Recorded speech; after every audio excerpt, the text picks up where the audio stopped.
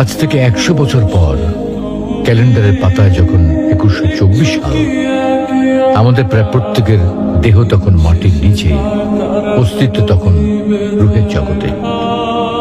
ইতিমধ্যে ফেলে যাওয়া আমাদের সেই সুন্দর বাড়িটা হয়তো পরবর্তী প্রজন্ম ভোগ করছে। পছন্দের কাপড়গুলো ব্যাকডেটেড হয়ে গেছে। শখের গাড়িটা হয়তো অন্য কেউ চালাচ্ছে, আর আমায় খুব কম জনের স্মরণে রেখেছে, হয়তো হয়তো কেউ ভাবেও না। হাতে তাদের সময় নেই, যাদের জন্য এত কিছু করতে করতে নিজের জীবনটাই শেষ করে দিয়েছিলাম। আচ্ছা আচ্ছা, বাস্তবতার এই জীবনে আপনি আপনার দাদার দাদাকে কতবার স্মরণ করেন? আপনার দাদির কথা আপনি কখনো কি আপনার মনে পড়ে? পৃথিবীর বুকে আজকে এই বেঁচে থাকা, এত হইচই, এত মায়া কান্না এভাবেই চলছে। গত হওয়া অসংখ্য প্রজন্মকে টপকে আমরা এই জীবন লাভ করেছি।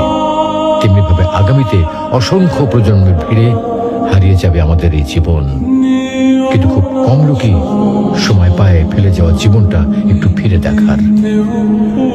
বাস্তবতা হচ্ছে এই জীবনটা আমাদের কল্পনার চেয়েও অনেক অনেক ছোট।